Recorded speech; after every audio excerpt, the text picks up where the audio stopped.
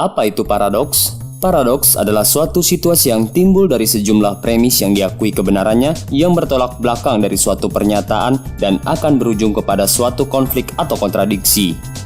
Paradoks juga dinamakan antinomi karena melanggar hukum kontradiksi principium contradictionis atau law of contradiction.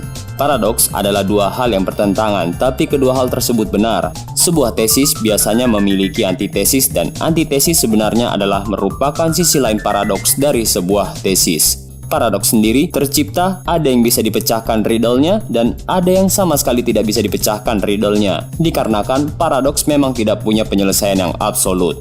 Dan berikut adalah daftar 5 paradoks bagian kedua. Paradoks ini adalah paradoks yang sampai sekarang masih belum ditemukan jawaban yang pasti, baik dari para filosofer ataupun matematikawan. Dan berikut adalah paradoksnya. Seorang terdakwa akan dihukum gantung. Lalu, sang hakim berkata bahwa kalau dia akan dihukum gantung di tengah hari di hari kerja dan terdakwa tidak diberitahu kapan dia akan dihukum gantung dan akan menjadi sebuah kejutan untuk napi tersebut. Lalu, sang napi pun berpikir, mereka tidak akan membunuhku pada hari Jumat. Kenapa? Karena jika sang napi masih hidup pada hari Kamis, maka sang napi akan tahu kalau hukuman mati akan dilakukan pada hari berikutnya. Kemudian sang napi pun berpikir kembali, mereka tidak akan pernah membunuhku pada hari Kamis. Karena kalau hari Rabu sang napi masih hidup, dia tahu kalau dia akan dibunuh pada hari berikutnya. Lalu sang napi terus berpikir dari hari ke hari berikutnya sampai dia mendapatkan kesimpulan kalau hukuman mati itu tidak akan pernah bisa mengejutkan napi tersebut. Berarti sama dengan napi tersebut tidak akan pernah mendapatkan hukuman mati. Dan datanglah hari Rabu di mana napi tersebut tereksekusi mati. Dan napi tersebut pun akhirnya sangat terkejut. Riddle-nya, bagaimana caranya sang hakim bisa memberikan kejutan ke napi tersebut? The Liar Paradox.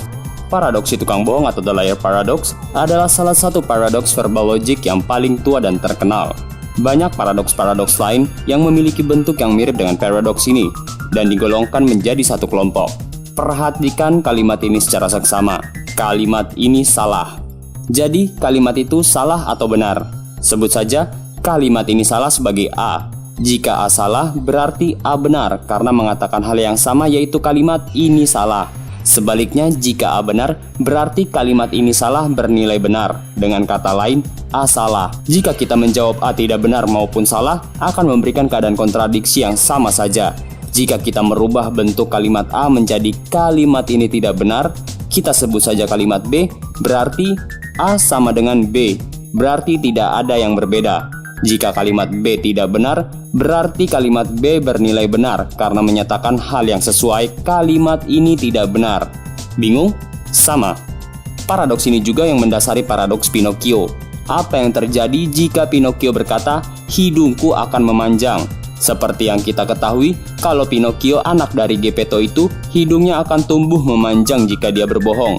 Dan jika Pinocchio berkata, hidungku akan memanjang, dan ternyata hidungnya tidak memanjang, berarti Pinocchio sedang berbohong. Dengan demikian, hidungnya akan memanjang. Tapi kalau hidungnya memanjang, berarti Pinocchio berkata jujur. Harusnya kalau Pinocchio berkata jujur, hidungnya tidak akan memanjang. Dengan demikian, Pinocchio sedang berada dalam keadaan hidungnya akan memanjang saat hidungnya tidak akan memanjang.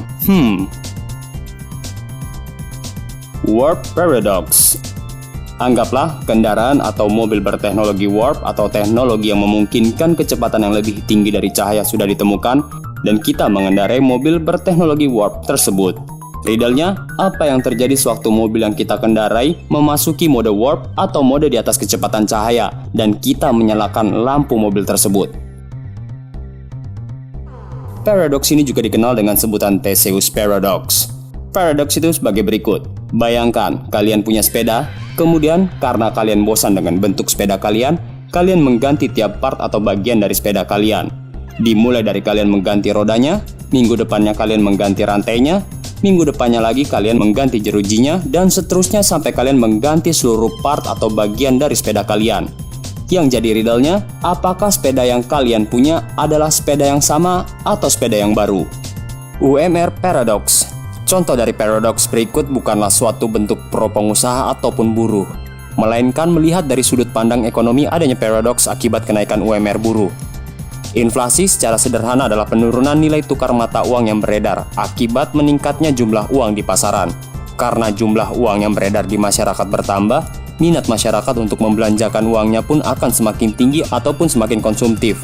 Akibatnya permintaan meningkat.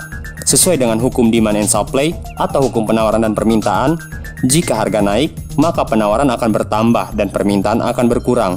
Apa yang akan terjadi dengan harga jika permintaan terus bertambah? Mungkin banyak yang mengira harga akan turun, tapi kenyataannya harga justru makin naik.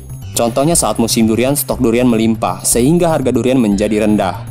Sesuai hukum permintaan, rendahnya harga menyebabkan banyaknya permintaan durian.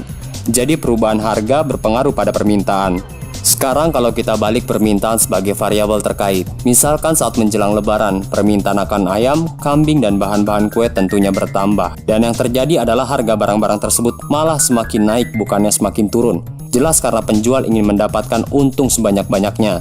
Begitu juga dengan penawaran. Jika persediaan durian melimpah berarti jumlah yang ditawarkan banyak. Tingginya jumlah penawaran menyebabkan harga turun, bukannya naik. Dan terjadi siklus sebagai berikut.